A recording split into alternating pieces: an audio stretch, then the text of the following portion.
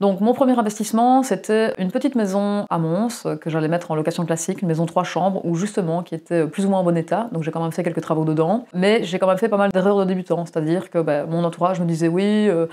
tu sais, il vaut mieux rénover au moins cher, au niveau du design, tout ça, voilà, t'emballes pas par rapport à ça, de toute façon, les locataires, c'est pas toujours spécialement soigneux, donc t'embête pas à faire des travaux qui sont super beaux. Et en fait, j'ai écouté tous ces conseils-là, j'ai fait le strict minimum au niveau des travaux, et j'ai vraiment été très déçue quand j'ai mis en location tous les profils que je trouvais intéressants, mais ne voulaient pas louer le bien. Alors, je dis pas que le bien était en mauvais état, c'est juste qu'il n'était pas joli, c'est-à-dire que la cuisine était un petit peu désuète, la salle de bain, j'avais pris des choses qui étaient vraiment au moins chères, et donc c'était pas un bien coup de cœur. Et du coup, forcément, la suite au niveau de la location, parce que j'ai pas eu non plus des locataires qui sont coup de cœur. Maintenant, avec le recul, je ferai effectivement les choses autrement. Après, je regrette rien, parce qu'aujourd'hui, c'est la maison que j'ai achetée en 2014. J'ai eu un changement de locataire, et les locataires ici sont là depuis maintenant 2015, et ils ont l'intention de rester encore pendant de nombreuses années. Donc finalement, je veux dire, d'une faiblesse au départ, eh bien, j'ai su tirer une force et c'est vraiment une des maisons aujourd'hui qui est le plus stable dans mon patrimoine immobilier.